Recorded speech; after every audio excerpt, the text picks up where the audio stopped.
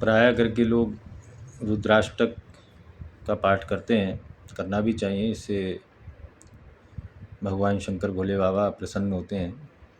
ये पठन्ति नरा भक्त्या तेषां शंभु प्रसीदति, भगवान शंकर प्रसन्न होते हैं। किंतु वो प्रसन्न होकर के क्या देते हैं और क्यों भगवान शंकर को प्रसन्न करना चाहते हैं, इस विषय में घोर अज्ञान है, घोर अंधकार है। भगवान शंकर को हम केवल और केवल श्री भगवान की, राम कृष्ण की भक्ति प्राप्त हो, इसके लिए भजते हैं। अन्य किसी उद्देश्य के लिए जिसने भोले बाबा को भजा है, उसका सर्वनाश हो गया है, उसकी बुद्धि पतित हो गई है। इतिहास, पुराण, वेद, उपनिषद, समस्त कथाओं को उठा करके आप देख लीजिए। किंतु जो भगवान की भक्ति मांगता है, भगवान शंकर उसको मुस्कुरा करके, प्रफुल्लित होकर, प्रमुदित होकर के उसको वह भगवान की भक्ति, जिनके वो स्वयं सबसे बड़े भक्त हैं, सबसे बड़े वैष्णव हैं, वो भक्ति प्रदान करते हैं। तो इसी रुद्राष्टक के विषय में आज हम कुछ वार्तालाप करना चाहते हैं। प्राय करके लोगों को मालूम, कई लोगों को तो ये भी नहीं पता होगा कि रुद्राष्टक श्री रामचरितमानस में इसका प्रसंग आता है। गोस्वामी तुलसीदास जी द्वारा रचित रामचरितमानस है, उसमें रुद्राष्टक का प्रसंग आता है। पर वह क्या संदर्भ है और क्या प्रसंग है, इसके बारे में मुझको लगता है बड़े विश्वास के साथ कि अधिकांश जनता, 80-90% जनता इससे अनभिज्ञ है, इससे अनजान है। तो देखिए, उत्तरकांड जो है रामचरितमानस का, यदि उसको आपने कभी पढ़ा होगा तो ये तो आप जानते होंगे कि उत्तरकांड में काग भुसुंडी गरुड़ संवाद प्रमुख रूप से है। जिसमें काग भुसुंडी अपने पूर्व जन्म की कथा बता रहे हैं कि वे पूर्व जन्म में अयोध्या में उन्होंने जन्म लिया, किंतु वे उज्जैन चले गए। उज्जैन में वहाँ पर उनको गुरु का साक्षात्कार हुआ, उनको गुरुदेव मिले। उनके गुरुदेव शिव की भक्ति करते थे। उनके गुरुदेव ने काग भुसुंडी को भी शिव मंत्र दिया, शिव जपने के लिए कहा, और ये शिव जपने लगे गुरुदेव की आज्ञा से। फिर एक दिन उन्होंने प्रश्न किया गुरुदेव से कि आप शिव जी की भक्ति क्यों करते हैं। तब उनके गुरुजी स्पष्ट करते हैं कि शिव पूजन कर फल सुत सोई, अविरल भक्ति राम पद पे। शिव सेवा कर फल सुत सोई, अविरल भक्ति राम पद पे। कि शिव जी की सेवा का, उनकी पूजा का एकमात्र उद्देश्य है कि हमारी भक्ति, हमारी प्रीति, हमारा प्रेम श्री राम के चरणों में दृढ़ हो जाए, लग जाए, बढ़ता जाए। केवल और केवल एकमात्र उद्देश्य यही होना चाहिए। यही गुरु जी काग भुसुंडी को स्पष्ट कर रहे हैं। और आगे कहते हैं, राम ही भजहि तात शिव धाता, नर पामर के केतिक बाता।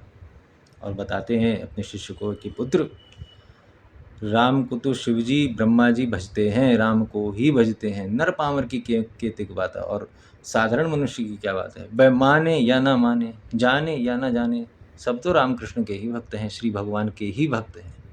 और शिव जी परम वैष्णव, परम भक्त हैं। तो ये सब सुनकर के काग भुसुंडी के हृदय में थोड़ी ज्वाला उत्पन्न हो रही थी, क्योंकि एक प्रकार से उन्मादी, उनकी कट्टर, उनकी जो है वो भक्ति शिव जी के प्रति थी। और गुरुजी स्वयं उपदेश दे रहे हैं कि, आगे कहते हैं कि हर कहूँ हरि सेवक गुरु कहई, सुनकर मोर हृदय में दहई। कि हर को, शिव जी को भगवान का दास बताया है गुरु जी ने। तो काग भुसुंडी कह रहे हैं गुरु जी ने शिव जी का स्वरूप स्पष्ट कर दिया कि शंकर भगवान जो हैं वो श्री भगवान के, श्री राम कृष्ण के निज दास हैं, निज सेवक हैं। परंतु ये सुनकर मेरे हृदय में ज्वाला उत्पन्न हो गई और गुरु जी के प्रति उनका मन मैला हो गया, गुरु जी के प्रति उनके हृदय में दुर्भावना आ गई। उसके बाद भी एक दिन शिव नाम का जप कर रहे थे काग भुसुंडी, गुरुदेव सामने आते हैं, उपस्थित होते हैं, किंतु वे उठकर उनको प्रणाम नहीं करते। इतनी उनकी दुर्भावना उनके हृदय में आ गई, उठ करके प्रणाम भी नहीं करते गुरुदेव को। लेकिन गुरुदेव जीवन मुक्त भगवत प्राप्त महात्मा, उन्होंने उन पर कोई कोप नहीं किया, कोई रोष नहीं किया, किसी प्रकार से कोई दुर्भावना गुरु जी शिष्य के प्रति नहीं लाए। किंतु ब्राह्मण का अपराध, गुरु का अपराध शंकर भगवान सहन न कर पाए और उन्होंने प्रकट होकर रोष में, क्रोध में, शंकर जी ने जिस क्रोध से कामदेव का नाश कर दिया था, किंतु क्रोध से काम कभी नाश होता नहीं है, आगे रामायण में ये भी लीला आती है। इस बार भी शिव जी ने क्रोध से काग भुसुंडी को शाप दे दिया, और शाप भी दे दिया कि तू सर्प हो जा, सर्प हो जा। सर्प क्योंकि सबसे निकृष्ट योनि माना जाता है कि तू अगले जन्म में सर्प हो जा, क्योंकि सांप की जैसी तेरी प्रवृत्ति है कि अपने ही गुरु का द्रोह कर रहा है, तो जैसे सांप छुप करके वार करता है तो सर्प हो जाए इसी योग्य है। शंकर जी तो शाप दे करके अंतर्धान हो गए, किंतु गुरु जी को इससे बड़ा कष्ट हुआ, क्योंकि गुरु जी के मन में अपने शिष्य के प्रति कोई भी दुर्भावना नहीं थी। अब चूंकि गुरु जी शिव सेवक हैं, शिव पूजक हैं, तो वे शंकर जी की उपासना करते हैं। नमामि शम ईशान निर्वाण रूपम विम व्यापकम ब्रह्म वेद स्वरूपम निजम निर्गुणम निर्विकल्पम निर्यम सदाकाशम आकाशवासम अजयम इत्यादि इत्यादि। तो इस प्रकार ये रुद्राष्टक प्रारंभ होता है।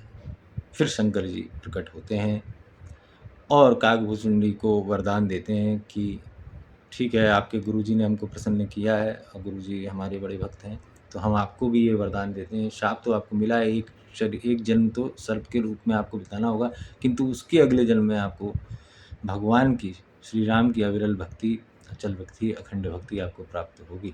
तो ऐसे श्री शंकर जी हैं, ऐसे बड़े वैष्णव हैं श्री शंकर जी। श्रीमद् भागवत महापुराण में शंकर जी की महिमा तो आती है कि निम्नगा नाम यथा गंगा, वैष्णव नाम यथा शंभो, देवता नाम अच्युतो यथा, पुराणा नाम इदम तथा, कि जैसे नदियों में बहने वाली गंगा है, देवताओं में विष्णु है, इसी प्रकार वैष्णवों में, भगवान के भक्तों में शंकर जी हैं। और श्रीमद् भागवत महापुराण में अजामिल उपाख्यान में यमराज जो है, जब अपने दूतों को बताते हैं भगवान की महिमा, तो धर्मराज स्वयं कहते हैं कि 12 परम भागवत हैं। परम भागवत मतलब महावैष्णव, जो भगवान के सबसे बड़े भक्त हैं, वे 12 हैं। वे ही भक्ति के आचार्य कहे गए हैं, क्योंकि वे ही भगवत स्वरूप को ठीक ठीक पूरा पूरा जानते हैं। ये 12 जो परम भक्त हैं, उनमें शंकर जी तो प्रमुख हैं, जिसको नाभाजी ने अपने छप्पे में लिखा है। विधि नारद शंभु संकादिक कपिल देव मनु भूप नर हरिदास भीषम जनक बलि इत्यादि जो नाम हैं। तो शंकर जी का ये स्वरूप है, और इस स्वरूप को से लोग अनभिज्ञ रहते हैं, क्योंकि रामायण, गीता, भागवत इत्यादि जो ग्रंथ हैं,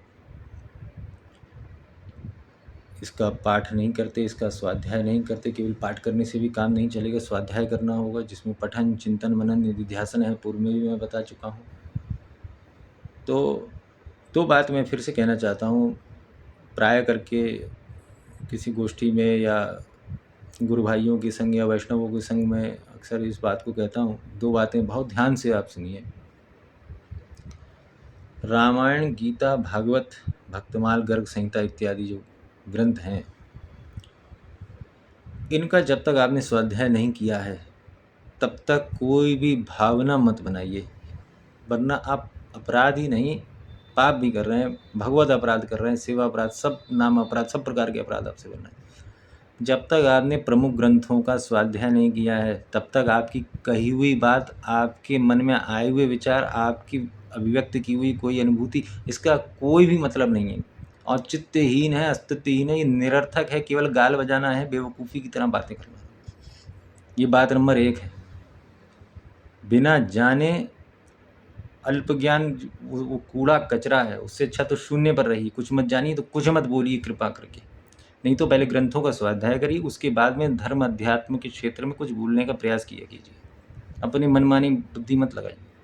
दूसरी बात, आजकल जो मैं देख रहा हूँ, रामायण, गीता, भागवत पढ़ने के नाम पर लोग रामायण, गीता, भागवत के अतिरिक्त तो सब कुछ पढ़ रहे हैं। उसने गीता के बारे में क्या कहा, उसने भागवत के बारे में क्या कहा, उसने रामायण के बारे में क्या कहा, यह सब तो पढ़ रहे हैं, पर जो पढ़ना चाहिए, जो स्वाध्याय करना चाहिए, वह नहीं कर रहे हैं। तो जब तक ग्रंथों का, शास्त्रों का स्वाध्याय नहीं कर लें, जिससे भगवान, उनके भक्त, उनके जन, उनके पार्षद, उनके लीला, उनके गुण, उनके नाम, उनके रूप, उनके धाम के विषय में पूरी जानकारी आपको ना हो जाए, कोई भी बात किसी गोष्ठी में किसी के भी आगे मत बोलिए, कृपा करके। इसी की बात के साथ आपका दिन शुभ हो। जय जय श्री राधे।